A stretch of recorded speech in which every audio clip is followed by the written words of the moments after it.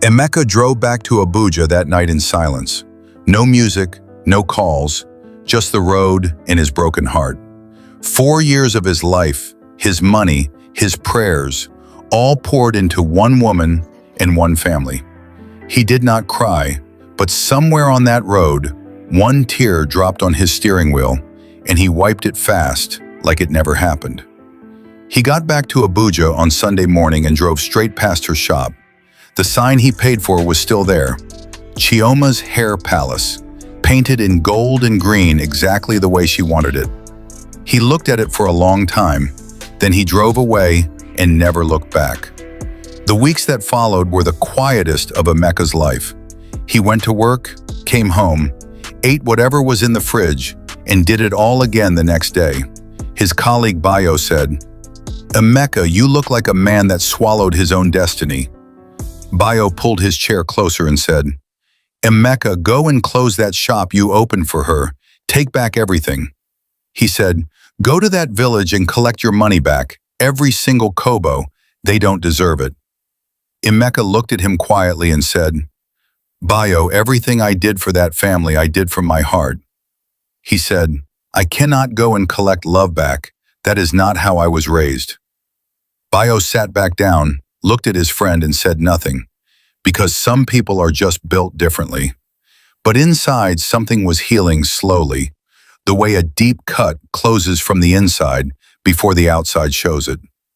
3 months later, his auntie called and said, "Just come to church this Saturday. You don't have to talk to anybody." Emeka almost said no, but something told him to go. He ironed a simple kaftan, wore his plain shoes, and drove to that church like a man with nothing to lose and nothing to prove. The church was small, white plastic chairs, a ceiling fan that worked harder than most government ministers, and a choir personally offended by the devil. Emeka sat at the back. He just wanted to feel like God had not forgotten his address. That was when he saw her, sitting 3 rows in front of him, simple yellow dress, no heavy makeup, hands folded like she had found a peace that the world had not yet discovered. Her name was Adeza, and something in his chest did a thing it had not done in 3 months.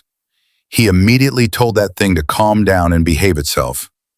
After service, his auntie grabbed his arm before he could escape to his car. He shook Adeza's hand and forgot every intelligent word he had ever learned in his entire life. He said, "You sing well." She said, "I was not in the choir." And her laugh did something to his chest that 2 cows and 3 goats could never undo. They talked for 4 months, phone calls that started at 30 minutes and somehow always ended at 3 hours. When Emeka told Bayo he wanted to visit her family, Bayo held his chest and said, "Are you sure you want to enter that road again?" Emeka said, "God told me this one is different." Bayo bought a malt and said, "I will be praying from here." Adeza's family compound in Anambra was quiet. Mango tree in the center, chickens walking around like they owned the property. The old grandmother looked at him when he arrived and said, "This one has suffered before. I can see it on him." The father brought out a small notebook, and Emeka's hands went cold. His mind flashed back to that other village, those 2 cows, that motorcycle, that list that ended everything. 5 tubers of yam, 2 kegs of palm wine, 1 bag of rice, 500,000 naira for Umwada and Amuna, 2 fowls, and 1 goat. That is everything, my son. Emeka sat there waiting for the motorcycle, the 2nd cow, the generator, but nothing came. The old grandmother in the corner said, "This one is about to cry. Look at his face." And Emeka was already crying. Not the sad kind, the kind that comes when life finally gives back what it took from you. On the wedding day, Emeka carried that bag of rice on his own shoulder. He did not send a driver. He did not ask anyone to help. Because some loads in life you carry with joy. That same evening, somewhere in Abuja, Chioma's phone buzzed. She picked it up and froze.